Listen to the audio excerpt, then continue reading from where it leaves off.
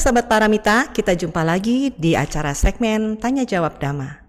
Kali ini kita telah kedatangan Yang Mulia Bante Bodhinanda. Wandami Bante. Oke, selamat malam Mapin.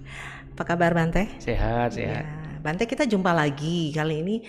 Dulu kita sudah pernah ya Bante melakukan Tanya Jawab Dhamma dalam bentuk rekaman seperti ini.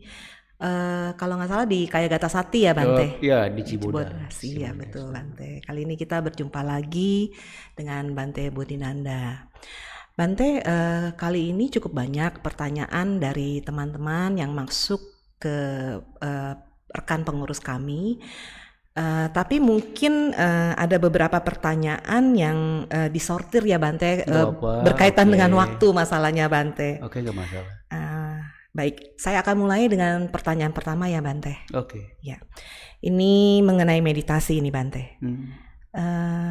Bagaimana cara agar bawana tetap bisa nyaman ketika sakit? Pertanyaan keduanya, apakah ada objek meditasi yang bisa mengurangi rasa sakit? Oh. Silakan Bante. Yang pertama dulu ya. Ya. Bagaimana cara agar bawana bisa nyaman ketika sakit? Ketika sakit. Ya pastinya harus dengan penerimaan. Tapi ini butuh waktu panjang, nggak bisa buru-buru ya. Makin kuat penerimaan kita, makin dalam penerimaan kita, nanti sakit bukan lagi masalah.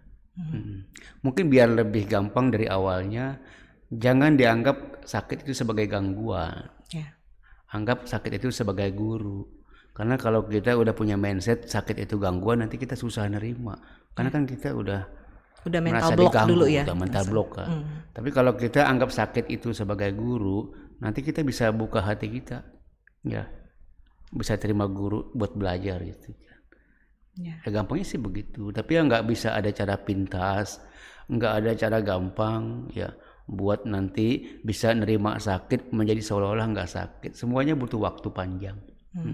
Butuh latihan panjang. Dan rasanya semua orang juga pasti di awal-awal mengalami hal yang sama ya Bante? Hampir semua orang. Hampir semua. Kayaknya sih nggak mungkin lah orang baru belajar meditasi semuanya baik-baik saja, kayak nggak mungkin. Ya.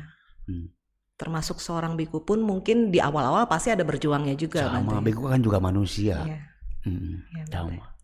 Baik, jadi jangan kecil hati begitu ya Bante kalau menerima rasa sakit ya, memang karena semua juga rata-rata umumnya ya Pak mengalami juga gitu ya Bante. Dan satu hal yang harus kita mengerti bahwa kita meditasi bukan pengen cari nyaman. Banyak orang salah paham, dia pikir dia meditasi mau nyaman gitu. Oh nggak bisa gitu. Ya semua orang meditasi nanti pasti akan ketemu duka dulu. Nyaman itu kalau kita udah bisa bersahabat dengan duka lah itu baru nyaman. Tapi nggak bisa orang meditasi pengen nyaman tapi nggak mau sakit ya nggak bisa.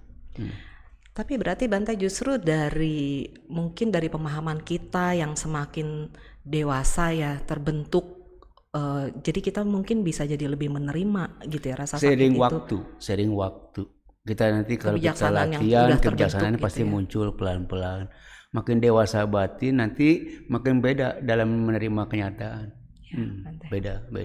Ya, baik. Jadi sabar aja lah pelan-pelan, jangan pengen cepat selesai. Malah prosesnya itu ya justru dinikmati aja gitu ya Bante. Prosesnya itu yang paling berharga, bukan hasil akhirnya ya. Itu justru pondasinya gitu ya Bante. Dia, buat pelajaran hidup katanya. Ya, pelajaran hidup, karena hidup ya begini, nggak enak, nggak nyaman gitu kan. Nggak mungkin hidup selamanya indah dari awal gitu kan. Dan itu kan sangat penting buat menghadapi justru itu ilmunya ya Bante, ilmu pengetahuannya nanti bisa muncul ya untuk mengatasi kesulitan dalam kehidupan kita sehari-hari. Itu dia. Ya baik Bante. Untuk pertanyaan yang kedua tadi Bante, apakah ada objek bawana yang bisa mengurangi rasa sakit? Nggak ada. Ya, kalau ada, itu enak betul itu meditasi. Ya, namanya objek bawana kan kalau kita meditasi kan ada dua macam tuh. Ya, satu samarta, satu vipassana. Ya, tapi sebaiknya dari awal kita harus sudah mempersiapkan diri untuk bisa menerima kenyataan apa adanya. Bukan pengen modal mental kuat itu udah pentingnya, modal awalnya. Modal awal orang meditasi itu harusnya sejak awal dia harus sudah siap untuk bisa nerima kenyataan apa adanya, bukan mau nerima kenyataan seperti yang dia mau. Beda. Ya, jadi jangan bicara enak dulu dah. Ya, nerima nggak enak dulu deh gitu. Iya. Ya Bante, baik. Ini untuk pertanyaan berikutnya Bante. Ini mengenai mimpi Bante. Kenapa ada orang yang diimpikan oleh yang sudah meninggal? Pertanyaan yang pertamanya itu. Sedangkan ada juga yang tidak diimpikan.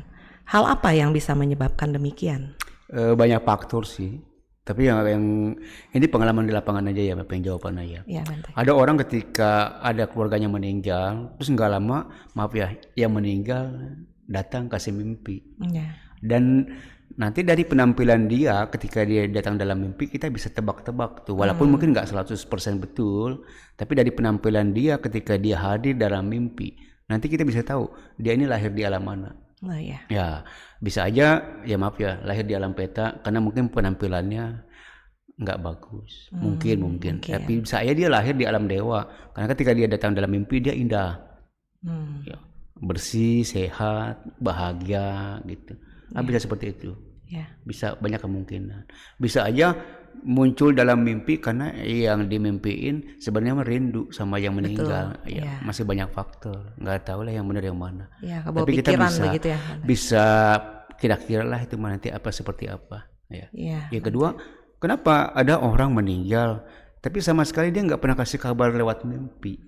Kemungkinan orang itu maaf ya, dia sudah lahir lagi mungkin bisa jadi manusia atau jadi hewan, atau ya maaf lagi lebih parah bisa lahir di alam rendah, alam neraka. Karena kalau orang meninggal dia jadi peta, dia masih bisa datang, bahkan bukan dalam mimpi pun dia bisa datang, dalam wujud nyata dia bisa datang. Kalau dia jadi dewa masih mungkin bisa datang, tapi kalau dia masuk alam neraka kayaknya agak susah. Atau lagi jadi binatang agak susah. Bante, ini pribadi dari saya menyambung pertanyaan ini.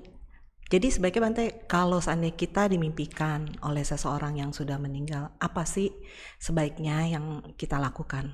Begitu Bante. Sebenarnya sih semuanya sama lah. Kita tetap bikin jasa buat mereka, kasih pelimpahan jasa terus saja. Ya, bikin pelimpahan jasa aja. Itu yang paling baik kayaknya buat mereka. Mungkin sahabat Paramita juga ada yang mungkin belum mengerti mengenai gimana sih cara membuat pelimpahan jasa itu. Mungkin Bante bisa jelaskan secara gampang sih sebenarnya pelimpahan jasa. Di mana kita sedang berbuat kebajikan, entah itu kepada biku, kepada wihara, ya, entah itu kepada altar Buddha atau ya kepada siapa saja objeknya, yang penting yang baik, objek yang bagus ya. Semisal untuk binatang seperti itu kadang kan kita bisa ke hewan juga oke, kita pangsen misalnya, ya kita pangsen, tapi kan nanti nilainya beda. Nilainya beda. Jadi kalau kita ingin pelimpahan jasa buat orang yang sudah meninggal, maaf ya, sama seperti manusia, makhluk-makhluk peta itu butuh makan, mapping, butuh minum, butuh pakaian, butuh tempat tinggal. Tapi yang paling bagus sih kalau buat saya dilengkapi sekalian sama dana dhamma. Bagaimana itu Bante? Dana dhamma bagaimana itu? Nanti kalau mungkin seandainya kita punya punya uang banyak lah, kita bisa dana buku-buku parita. Jadi nggak perlu, kan kadang-kadang kita belum bisa ya Bante untuk menjelaskan dhamma ceramah. Jadi nggak, dana dhamma itu nggak harus dalam bentuk seperti itu, nggak harus kita yang dhamma langsung ya Bante. Jadi bisa dalam bentuk kita mungkin mencetak buku, seperti itu, atau mendukung kegiatan dhamma sangga, kegiatan wihara begitu bisa.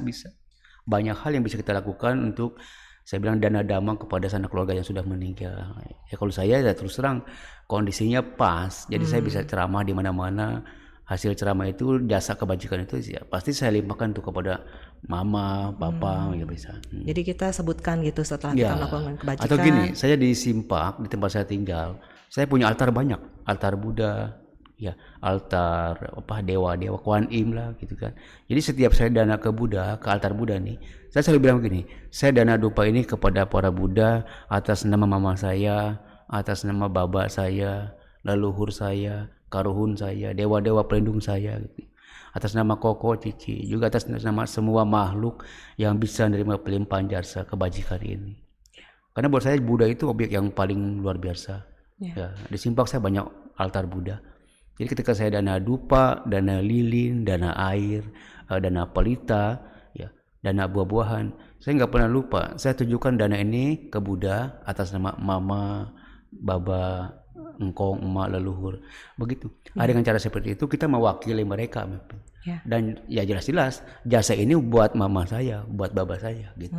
Meskipun mungkin kita nggak tahu leluhur kita ini sudah terlahir di alam mana, begitu, tetap baik tapi juga untuk dilakukan. Dewa begitu. masih bisa pelimpahan jasa, juga. dan mereka masih juga mau pelimpahan jasa. Kan ada tuh ada tawata sabe dewa anu mudantu, ya ada sabe buta. Buta itu kan bukan cuma makhluk peta aja, makhluk-makhluk lain juga bisa, asura lah atau apa, yaka lah atau apa ya. Baik, bisa Bante. bisa. Ya. Pertanyaan berikutnya, Bante, ini ada mengenai Dhamma juga sih pastinya. Dengan mengenal Dhamma, semakin mengetahui sebuah proses hukum akibat itu terbentuk. Di kehidupan modern saat ini cenderung banyak hal yang bertentangan. Seperti banyak yang memilih untuk segalanya instan, maksudnya cepat jadi gitu, Bante. Sehingga membentuk sebuah karakter di masyarakat. Mungkin membentuk karakternya itu jadi maunya serba cepat gitu, nggak sabaran gitu ya, Bante. Bagaimana kita menyikapinya? Ya sebenarnya sih bagaimanapun semua manusia harus menghargai proses lah, nggak ada yang instan lah, ya. Apalagi dalam urusan istilahnya Dhamma. Ya memang kalau kita memperhatikan, ya kadang-kadang umat menuntut terlalu banyak atas apa yang dia beri, Sebenarnya ketika dia berdana, ketika saat itu dia bahagia, ya itu buahnya udah langsung kurasa. Langsung merasa. Ini cerita nyata di Simpak. Saya selalu bilang sama umat yang dana ke Simpak, dana makan terutama kalian nggak harus nunggu lama, tunggu sebentar nanti. 10 menit pasti apa yang kalian berikan nanti akan kalian dapat lebih dari itu. Misalnya dana makan, orang kan dana makan ke Bante paling paling bawa makanan 2-3 macam atau 5 macam, oke lah. Tapi ketika saya serahkan kembali kepada mereka bisa makan 60 macam bisa. Karena saat itu kan udah berbuah, tapi kadang-kadang orang nggak berpikir itu sudah berbuah. Mungkin mereka pikir buah itu nanti, ya, yang hasilnya wah atau bagaimana. Oh enggak gitu. Yang kadang tuh di pikiran kita para umat berumah tangga mungkin tuh buahnya yang diharapkan adalah dalam bentuk materi. Ya rezeki lah yang berlimpah lah, usahanya maju lah, atau inilah atau itulah yang bersifat materi, tapi nominalnya besar, Tapi enggak begitu sebenarnya. Ketika orang datang berdana, ketika dia saat itu dia memberi, dia bahagia, dia udah punya kamal baik, dapat kamal baik. Dan memang kalau kita bicara tentang nominal, ya makanan itu, ya itulah saya bilang. Saya kadang-kadang suka ngomong apa adanya. Kalau di Simpak kalian dana, nggak harus nunggu 7 hari berbuah, nggak harus nunggu 7 hari. Nanti 10 menit tungguin lah sebentar lah, ya habis pelimpahan jasa nanti kita makan sama-sama. Ya gitu sih. Kenyataannya sebegitu, Setiap hari sebenarnya kita apa yang kita berikan, kadang-kadang sudah langsung kita terima imbalannya, tapi kita kadang-kadang ingin lebih besar dari apa yang kita beri. Itu sih. Kadang-kadang. Bante, menyambung mengenai persembahan dana makanan, ada yang teringat di benak mapping ya. Pernah beberapa kali sih nemu ini di topik perbincangan di WhatsApp begitu ya, di grup. Mungkin dari Kalyanamita tapi lain aliran begitu, atau mungkin juga non Buddhis begitu. Ada pertanyaan, kadang kalau melihat seorang biku menerima makanan itu 1 biku tapi makanannya berlimpah banyak. Nah terus komentarnya itu adalah kenapa bikunya itu begitu serakah begitu kan? Kenapa nggak bisa kasih tahu umatnya ya jangan terlalu banyak seperti itu? Bagaimana Bante menjelaskan hal ini? Satu hal, kita biku makan atas pemberian umat. Dan kita nggak pernah punya berhak untuk meminta makanan dari umat. Sekalipun misalkan Bantenya itu tidak memakan jenis makanan tertentu begitu, bikunya tidak memberitahu. Nggak boleh omong. Ya, dan yang kedua, ini bukan masalah serakah atau rakus, bukan. Ya kita menghargai pemberian orang. Lagian pula ketika umat berdana kepada kita, walaupun sebenarnya dana itu banyak sekali, ya kita biasa ambilnya secukupnya aja sih, nggak ambil semuanya. Biasanya ketika kita ambil, ya paling buat kita doang. Sisanya kita kembalikan lagi ke umat. kecuali kita makan semuanya ya pasti kita rakus gitu. Tapi ya nggak gitu. Biar lebih jelas, biar nggak jadi prasangka, mendingan datang dulu aja langsung. Jadi bisa lihat Iya, sendiri lihat ya. sendiri atau tanya langsung ke bikunya gitu kan. Iya. Karena kalau dengan cara begitu kan lebih enak, jadi nggak ada prasangka. Ya. Kita juga kan kalau prasangka, maaf ya, kalau kita prasangka buruk kepada orang yang menjalankan sila kan, nanti yang rugi kan yang nanti punya prasangka, bukan nanti itu yang sih yang disangka. serem sih, Bante. Serem sih sebenarnya. Makanya jadi Meng juga kepikiran sekalian di acara tanya jawab damai ini juga sekalian menjelaskan supaya membantu juga teman-teman yang nggak ngerti jadi punya pengetahuan baru, jadi pikirannya juga tidak tergelincir ke arah yang negatif yang akhirnya menimbulkan karma buruk. Iya, kasihan juga Bante kalau kasihan, seperti itu, kasihan. Karena Kita nggak melakukan begitu tapi buat Bantenya mungkin nggak ada masalah, nggak ada masalah ya, kita ada nggak masalah. Tapi buat umat nanti yang ngomong, ya namanya orang nanam pasti akan mati kapan-kapan. disadari atau tanpa disadari ya Bante. Iya, apalagi lahannya subur lagi. Ya. Nanam satu buahnya bisa banyak. Iya, serem juga. Nah, Mapping sih pernah juga menjelaskan begini, karena umatnya itu kita ini tuh biasanya datang juga kadang nggak janjian, nggak apa, dan masing-masing umat datang kan pasti dia mau membawa sesuatu untuk danakan. Kalau tiba-tiba saat itu toto banyak yang datang, ya otomatis makanan jadinya banyak gitu kan. Betul. Ya seperti itu Bante. Ini berikutnya ada pertanyaan. Kualitas batin seperti apa yang harus dimiliki oleh seseorang dalam kebajikan seperti berdana pindah patah agar hasil dari berdana superior? Ya itu dia, gampang lah, itu mah sering didengar kayaknya itu mah. Senang sebelum memberi, senang saat memberi, senang setelah memberi. Tapi boleh ditambahin kali sedikit ya. Yang penting ketika kita berbuat baik kepada siapapun, bukan hanya kepada biku ya. Nomor satu, orang itu harus tulus, Mapping. Tulus lebih penting daripada bahagia. Ya, kalau buat saya begitu. Makanya kita tulus memberi kepada seseorang, nanti hasilnya luar biasa lah. Entah apapun itu objek yang didanakan begitu. Terserah ya. Objeknya Tapi siapa, objeknya apa, yang penting nomor satu, sertakan selalu ketulusan hati. Kemudian tolong hargai orang yang Anda beri, buat dia bahagia, buat dia merasa dihormati. Karena kenapa hal itu penting? Karena ketika orang berdana, tentu dia nanti ingin hasilnya pun nanti baik. Kalau Anda berdana, maaf ya, sambil meremehkan si penerima, nanti dana Anda pasti berbuah juga tetap. Tapi Anda nggak akan menikmati pemberian itu, hasilnya. Kenapa? Karena yang Anda berikan itu merasa nggak nyaman dengan pemberian Anda. Jadi harus Anda, dengan cara yang tepat, harus juga dengan tulus. Ya, harus dengan tulus. Tolong perlakukan orang yang Anda beri dengan rasa hormat. Walaupun itu dia bawahan Anda. Ya, walaupun dia pengemis, sama seperti teman-teman kita yang Buddha Secila. Dia yang memberi, tapi dia yang membungkuk. Dia yang berterima kasih. Nah, itulah yang pemberian yang disebut nanti hasilnya indah. Si pemberi juga menikmati apa yang diberikan, si penerima juga nanti akan bisa nerima. Nanti kalau karma itu juga berbuah, aduh indah sekali, nikmat sekali. Ya Bante. Oke Bante, selanjutnya ini ada pertanyaan yang cukup menarik Bante. Hal yang paling sulit adalah menahan diri saat emosi. Ya, ini betul Bante, saya juga ngerasain sendiri. Kehilangan atau takut berpisah dengan orang yang kita sayangi, atau takut kehilangan dengan yang dimiliki, dan menahan keinginan untuk memiliki. Mohon pencerahan dan penjelasannya Bante mengenai 3 hal tersebut. Sebagai orang biasa, sebagai perumah tangga, apalagi Anda orang yang tidak pernah latihan ya, misalnya ya, susah sekali untuk bisa menghindari 3 hal ini. Betul Bante. Ya, karena 3 hal ini bisa dihindari kalau orang itu memang udah latihan pengendalian diri, Mapping. Ya, apa itu latihan pengendalian diri? Ya tentunya meditasi. Kalau orang nggak ada meditasi, ya maaf ya, pertanyaan ini nanti nggak ada jawabannya. Dia akan ada dijawab, bisa terjawab, mungkin akan terjawab dengan sendirinya kalau yang bertanya ini meditasi. Nanti dia akan bisa jawab sendiri. Karena kalau orang nggak meditasi, itu saya bilang ibarat rumput kering, mudah tersulut. Kalau rumput kering tersulut, pasti nanti kan merembet. Tapi kalau orang ada meditasi, ibarat rumput hijau, ya mungkin bisa terbakar, tapi cuma di lokasi itu aja, bisa cepat mati. Bante, ini menarik, Mapping mau menanggapi hal ini.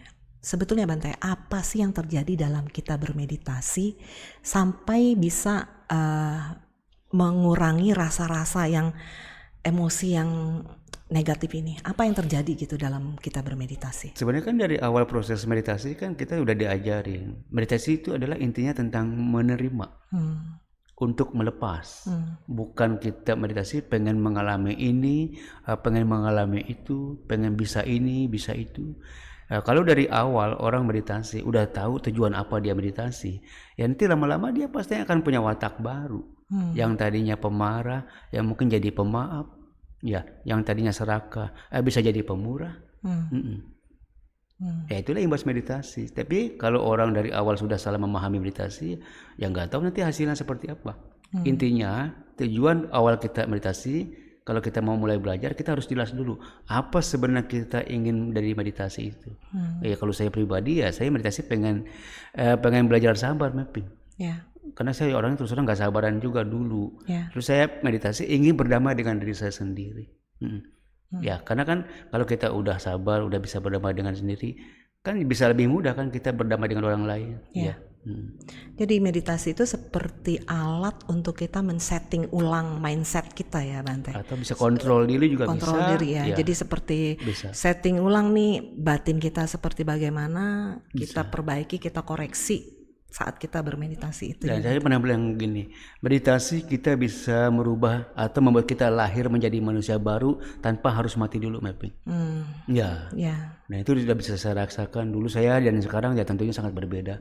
Ya, lahir sebagai manusia baru dengan tingkah laku yang baru, dengan perangai yang baru, dengan watak yang baru, tapi nggak harus mati dulu. Kan asik ya. Kita bisa lahir sebagai manusia baru tapi nggak harus mati. Ya, betul Bante. Nyambung ke dulunya Bante, izin Bante mungkin boleh, karena saya pernah dengar dulu Bante sebelum menjadi biku, boleh tidak Bante? Nggak apa-apa. Saya mau sedikit ulas yang saya dengar dulu Bante sewaktu masih umat rumah tangga itu dikenal, maaf Bante, seperti preman begitu Bante, maksud tuh demen berantem begitu Bante. Terus ya gimana ya, seperti preman begitu.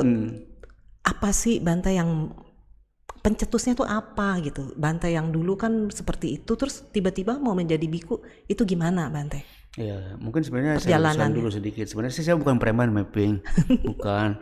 Cuma saya kadang-kadang kalau diganggu orang itu ya itulah mapping. Karena dulu nggak pernah latihan. Kalau terusik ya pasti kita kan nggak nyaman. Cuma dulu tuh terlalu mudah teriritasi gitu ya Bante. Gampang, sangat frontal mapping. Sangat frontal. Nggak boleh dicolek kalau bahasa Bante. Yang penting ya jangan dicolek aja gitu. Kalau Bante nggak diganggu juga nggak bakal ganggu orang gitu. Cuma nah itu awalnya apa tuh Bante sampai Bante tuh bisa tertarik nih mau jadi biku? Ya gitu. Menjadi biku karena itu kan lumayan kontras ya Bante. Sangat jauh berbeda. Dulu saya terus terang saya sebelum jadi biku sekarang seperti gini saya bukan umat Buddha mapping. Ya saya sama seperti orang biasa yang nggak punya agama. Ada sih agamanya ada. Tapi cuma KTP doang, nggak pernah ke wihara, nggak pernah ke gereja, nggak pernah ke masjid. Ya di KTP sih agamanya Buddha, tapi saya nggak pernah ke wihara. Ya karena saya pikir gini, ngapain gua ke wihara?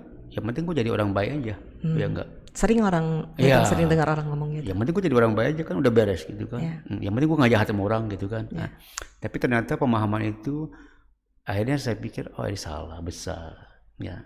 Yang membuat saya akhirnya harus ke wihara, kemudian saya menjadi biku. Ada satu pengalaman yang membuat hidup saya berubah 180 derajat. Dulu saya masih muda, umur saya waktu itu mungkin 29 tahun kayaknya. Usia emas saya lagi olahraga. Dulu saya senang olahraga bodybuilder. Ya biasalah ngegadein badannya, karena zaman-zaman itu zamannya Arnold, Adi Rai, Van Damme, zaman orang-orang yang main otot-otot gitu. Dan saya namanya anak muda pengen begitu juga, dan saya punya badan dulu besar. Dan hampir setiap hari saya fitness di kamar saya sendiri. Tapi ketika satu hari saya sedang bench press ya, tiba-tiba saya dilanda panas luar biasa di badan saya itu, seperti kebakar. Ya. Dan saya biasanya kalau mengalami panas demam begitu, obat saya gampang satu, anggur orang tua. Mungkin anggur orang tua orang pikir itu buat mabuk. Enggak, saya nggak suka mabuk ya. Saya cuma anggap anggur itu obat buat menyembuhkan diri saya.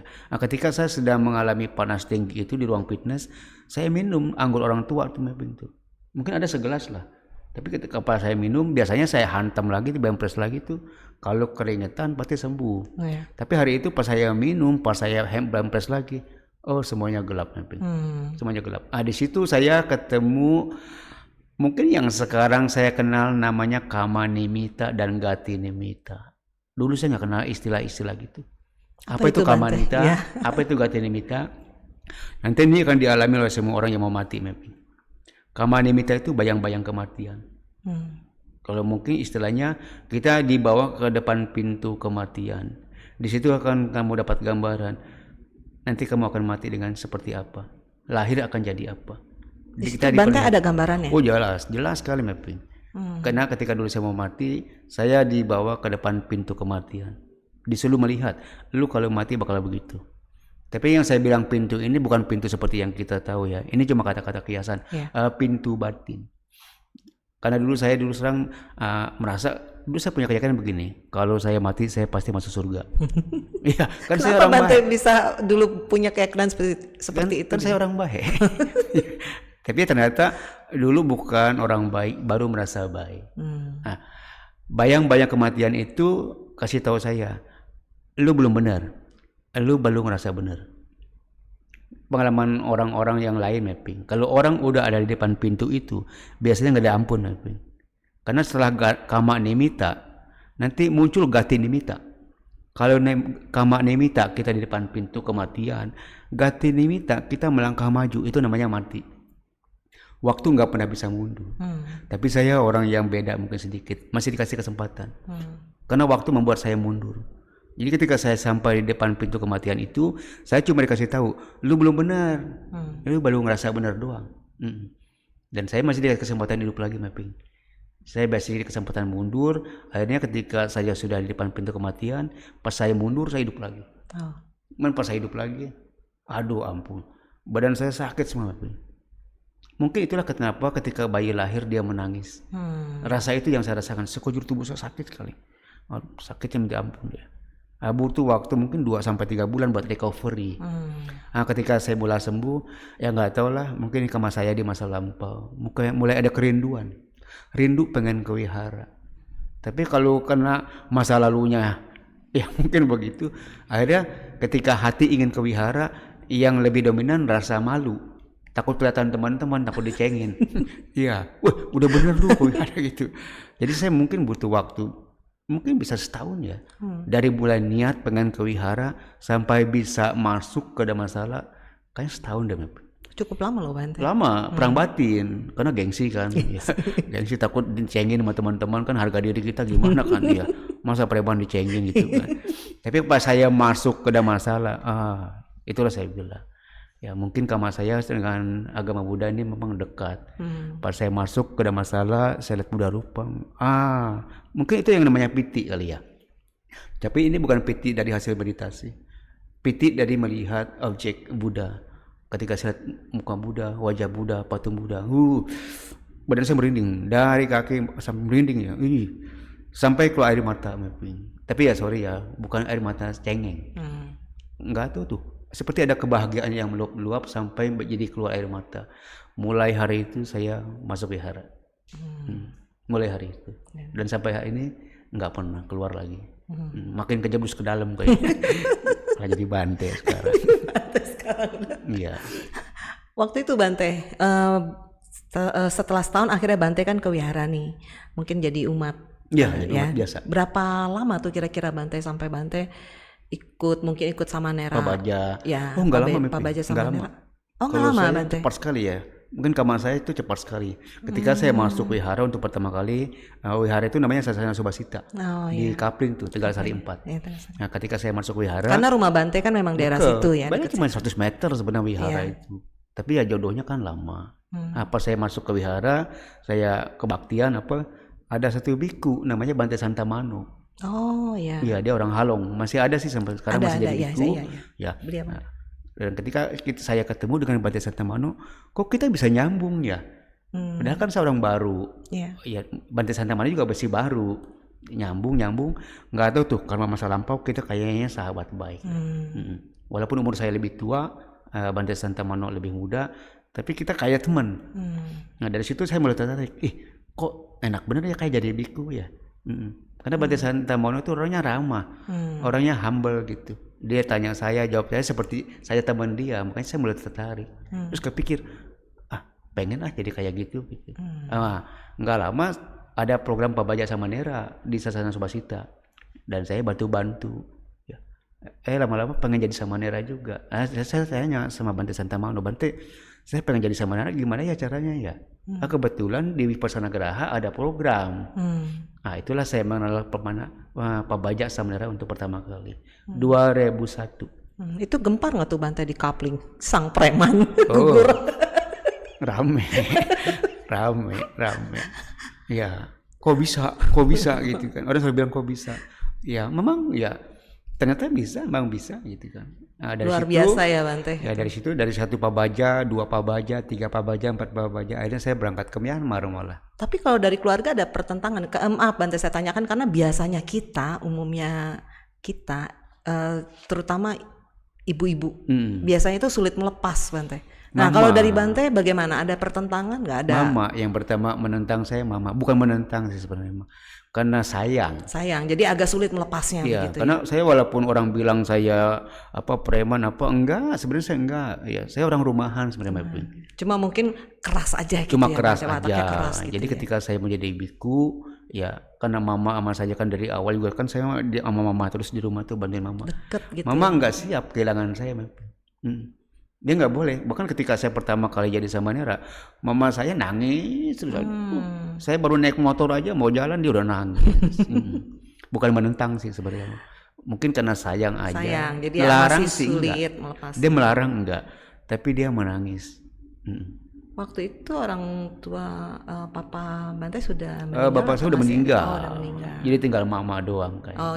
Wajar juga sih Bante kalau seandainya mama sulit melepas Bante karena nggak biasa berpisah, ya. Nggak biasa berpisah, tiba-tiba harus berpisah. Dia pikir kan kalau jadi Bante nggak bisa pulang lagi gitu bisa, kan. Ya. Itulah kesalahpahaman orang tua perempuan.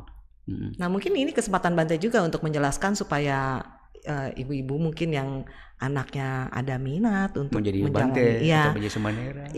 Bisa dijelaskan mungkin nggak sebegitunya, nggak juga langsung putus hubungan begitu Bante. Enggak lah, saya pas jadi biku kan juga sering pulang ke rumah. Waktu Samanera pun saya suka pulang ke rumah. Jadi masih tetap boleh ya Bante? Boleh. Kita mengunjungi rumah umat orang yang kita nggak kenal boleh. Masa rumah kita sendiri nggak boleh? Kita mengunjungi orang tua orang lain boleh. Kenapa kita nggak bisa mengunjungi orang tua kita sendiri? Ya, kan jadi aneh jadinya. Ya Bante. Malah berkah kalau orang tua punya anak jadi biku. Aduh berkah. Berarti nggak sia-sia dia punya anak. Ya. Bante saya tertarik mau melanjutkan pertanyaan ke masa kehidupan awal-awal Bante sebagai biku. Ya. Waktu awal-awal itu Bante menjadi biku, ada nggak terbesit tuh Bante mungkin berpikir ada passion, ada keinginan untuk mengajarkan dhamma atau mengajarkan umat seperti bagaimana begitu? Nggak ada mapping. Kalau saya cuma mengalir aja. Ya nggak ada ekspektasi apa-apa buat nanti ke depan akan jadi apa, nggak punya cita-cita mapping. Saya orang yang nggak punya cita-cita. Saya cuma mengalir aja, saya coba ingin jadi biku yang baik. Ya ke depan jadi apa nggak kepikir. Menjadi biku seperti bagaimana juga Bante nggak kepikir. Mapping. Saya cuma pengen jadi biku, setelah itu ya udah mengalir aja, ikutin aja. Bante, zaman sekarang dibandingkan dengan 2570 tahun Buddhis yang lalu, itu kan sangat jauh berbeda ya Bante, sangat jauh berbeda. Dari zamannya, dari teknologinya segala macam berbeda begitu kan. Dari semua peraturan, bukan cuma sebagian, dari semua peraturan itu yang terbentuk di masa dulu itu, Bante melihatnya di zaman sekarang ini masih sejalan nggak? Ada yang masih relevan, relevannya ada yang udah enggak. Sebenarnya gini aja, Buddha bikin aturan sebenarnya karena dia sayang sama kita para biku. Lagi pula Buddha bikin winaya bukan sama maunya Buddha. Winaya dibuat karena di zaman Sang Buddha pun sudah banyak pelanggaran. Di zaman Sang Buddha pun. Jadi ketika dulu di zaman Sang Buddha sebenarnya winaya ini belum tertulis, belum ada. Tapi ketika mulai banyak biku, ya biasalah. Anak satu mungkin gak masalah. Kalau anak banyak pasti ada masalah. Jadi Winaya yang kita tahu sekarang nih, yang 227, sebenarnya sih enggak 227, cuma 150-an lah yang buat para biku, kan 75 kan Sekya, buat Samanera kan. Jadi dari yang ke 1 sampai ke 150 itu dibuat karena ada laporan dari umat yang melihat biku tingkah lakunya tidak sesuai dengan Dhamma Winaya. Akhirnya mereka laporlah ke Buddha, Buddha dengar. Akhirnya ditetapkanlah biku yang nggak boleh ini, nggak boleh itu sampai sebanyak itu 150 itu. Ditambah 75 Sekya. Ya. Bante, ada yang Meping perhatikan mungkin dari cara Bante menjalankan kebikuan. Karena Paramita dan Bante ini sudah cukup lama ya Bante. Dari awal. Dari awal. Dari Paramita belum lahir deh kayaknya. Belum menetas Paramita itu udah kenal sama Bante. Terus Bante juga di awal-awal juga banyak membantu Paramita. Dharma keliling ya Bante dulu, belum punya tempat, jadi muter-muter ke rumah teman, begitu Bante sangat support. Terima kasih banyak Bante sebelumnya ya. Bante, Meping melihat dari kesederhanaan Bante. Contohnya seperti Bante tidak memakai alas kaki, seperti itu. Mungkin dari yang aturan Buddha kesederhanaan begitu ya Bante. Untuk hal-hal lainnya, itu membuat Bante merasa ada kesulitan tidak dalam mempraktekkan ajaran Buddha? Ada yang tertulis. Ya ini mungkin untungnya jadi orang susah ini Mep. Jadi nggak susah lagi ya Bante. Ya inilah saya bilang nggak selalu selamanya buruk, kalau kita hidup susah nggak selamanya buruk. Ya maaf ya, saya mah cuma kasih tahu doang ya. Kan saya lahir kan di zaman yang salah kalau saya bilang. Masa kecil saya sulit sekali mungkin nggak sama lah seperti masa kecil anak-anak zaman sekarang, karena saya lahir tahun 69, nggak lama setelah Gestapo.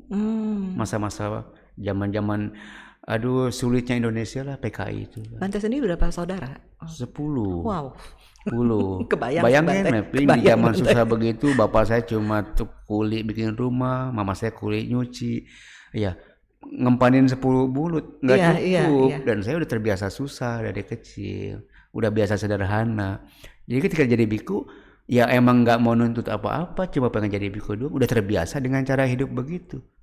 Jadi apa susahnya menjalani cara hidup sederhana kalau kita udah biasa hidup sederhana ya. Jadi buat saya enggak sih, saya juga nggak berusaha sederhana, memang begitu adanya. Memang begitu adanya. Ada satu hal yang sangat menarik di mata Meping Bante selama yang Meping kenal itu tidak memiliki handphone secara pribadi sejak dari dulu ya. Mungkin Bante memanfaatkan dari orang sekitar Bante seperti Kapia begitu ya untuk handphone. Saat sekarang ini Bante di zaman modern seperti ini, untuk sebagian besar orang itu sangat sulit untuk tidak punya handphone. Nah, kalau dari Bante sendiri, bagaimana sih rasanya nggak pakai teknologi handphone itu tuh? Rasanya gimana Bante? Apa? Saya pikir sih nggak ada pengaruh mapping ya. Apa Bante nggak merasa, kayaknya ada rasa kepengen, kadang kan mungkin menghubungi siapa, mau cari tahu dunia ini bagaimana? Nggak penting, nggak penting. Nggak penting. Kenapa sampai hari ini saya nggak mau punya handphone, dan memang nggak akan punya mungkin kayak mapping? Karena saya tahu siapa saya mapping. Di handphone sekarang itu kan banyak fitur. Ya, Bante. Dan kita bisa buka apa aja kalau kita mau mapping. Ya. Dan kalau saya punya handphone, kalau di kamar saya sedang sendirian, saya sih yakin saya pasti akan buka apa aja. Ya, karena saya tahu siapa saya. Manusia cenderung mencari hiburan. Ya, cenderung mencari sesuatu yang membuat dia menarik, tertarik gitu kan. Dan saya tahu diri saya siapa. Dan saya nggak mau menjerumuskan diri saya dengan sesuatu yang membuat saya nanti bukan jadi maju, malah jadi terjeblos. Orang bilang, sekarang kan zamannya udah ini Bante, udah wajar kali punya handphone. Saya bilang sepanjang saya jadi biku saya nggak akan punya handphone. Karena buat saya, ini bahasa teman saya yang ustadz, kalau saya punya handphone nanti lebih banyak mudaratnya daripada manfaatnya. Waktu saya habis bisa buat main handphone terus. Ya. Tapi ada komentar juga, maksudnya dengan handphone pun juga bisa jadi sarana untuk membabarkan dhamma. Bisa, oh sangat bisa, malah banget bisa. Tapi saya juga kan nggak pernah mencela orang yang pakai handphone, silakan aja. Masing-masing kan punya pilihan, ya. Tapi saya kembali cuma ke saya doang mapping. Saya nggak mau tahu lah. Orang mau punya handphone, nggak mau punya handphone itu urusan mereka.